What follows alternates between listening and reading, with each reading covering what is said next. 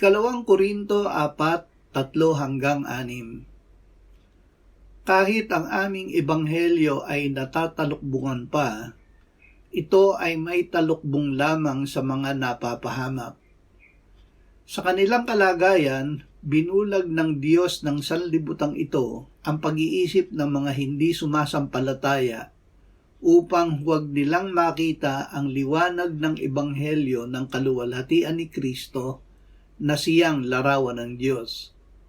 Sapagkat hindi namin ipinangangaral ang aming sarili, kundi si Kristo Jesus bilang Panginoon, at kami ay inyong mga lingkod dahil kay Kristo.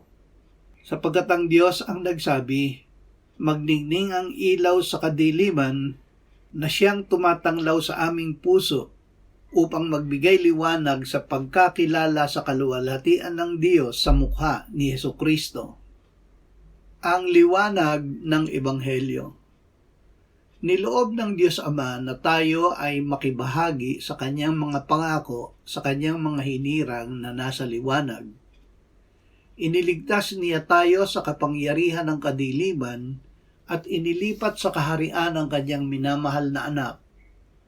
Tayo ay pinalaya niya at pinatawad sa ating mga kasalanan sa pamamagitan ng dugo ng kanyang anak. Dati tayo'y malayo sa Diyos at naging kaaway niya dahil sa ating mga kasalanan. Ngunit naging tao ang anak ng Diyos at sa pamamagitan ng kanyang pagkamatay ay ipinagkasundo niya tayo sa Diyos.